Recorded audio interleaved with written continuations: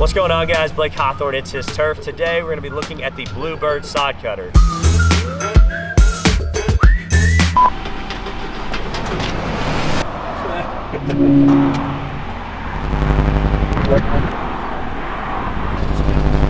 So the other day we rented this thing, used it on a project to prep for the patio, and did a really great job. So this morning we drove all the way back out to United Rentals, got permission to get out here on the yard. That's why you see me in this beautiful blue vest, and just to kind of do a walk around of the machine, show you guys how to operate it, and just help you make the decision for yourself if it's right for you on your next project.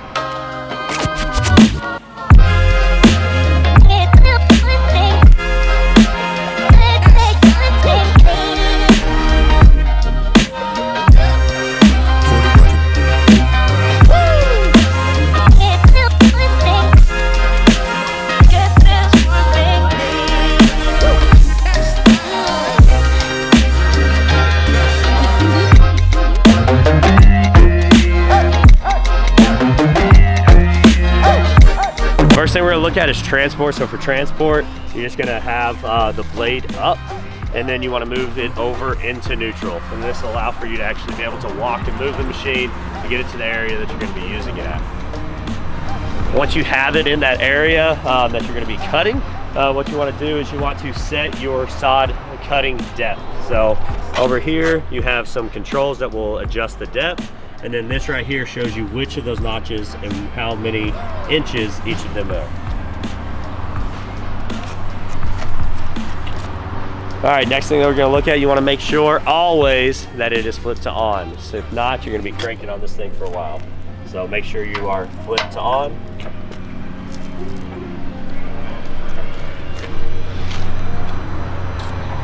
Now granted, it's a rental, so you hope that they check the oil. But just kind of like a rule of thumb, you probably should check the oil before you fire up a machine.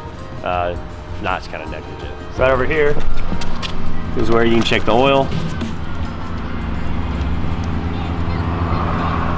Wipe it off, make sure you're good on the stick. All right, once you know you're good to go, you make sure it's on. You just come over here. This is where you got your fuel on and off, and you've got a choke on and off, and then this is your throttle. So once you have the machine actually running, then you have your sod depth picked out. What you want to do is you just take this and you're just going to shift. I recommend that you go to first gear first to actually start operating and using the machine. That's when you will use this handle right here. So to drop the blade down, you just literally pull up and down. Once you got familiar with how it operates, you've got your blade depth set, then you'll move it over into second, and that's when you will start cutting the sod.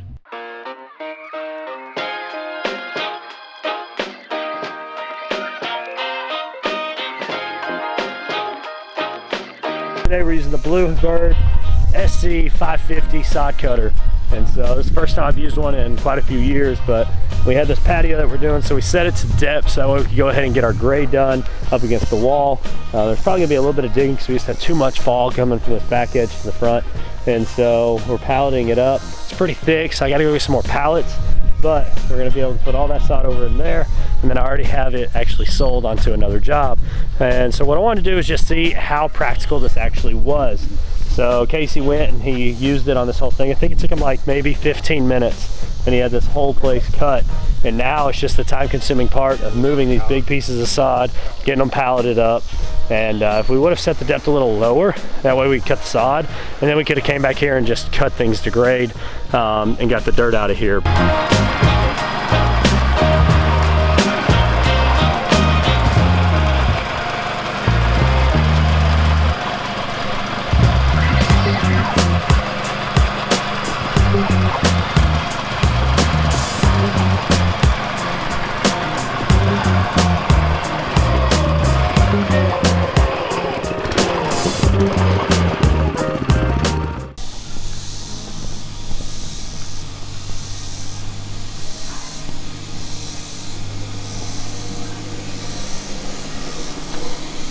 That's a lot of sod.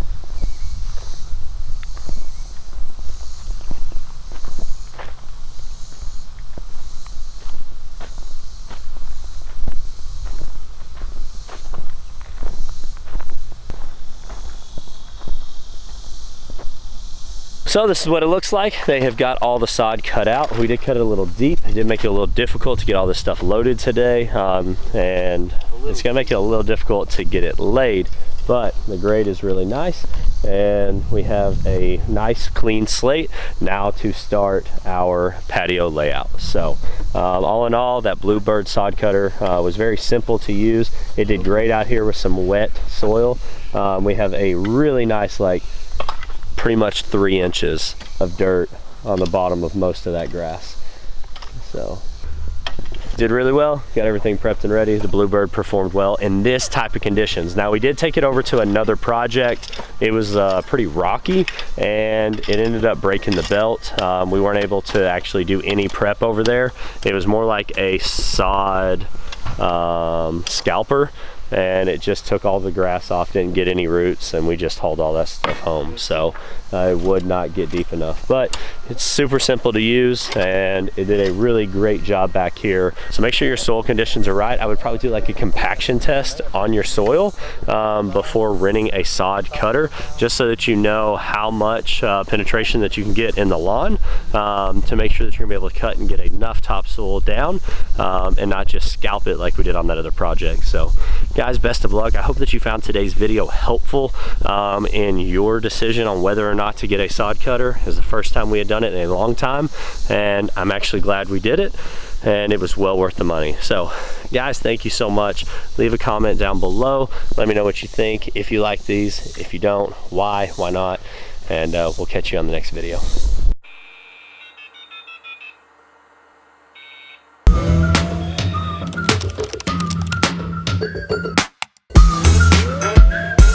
Y'all seen the lawn pod video? Who do I look like? Call me Alan Hayes. The real one.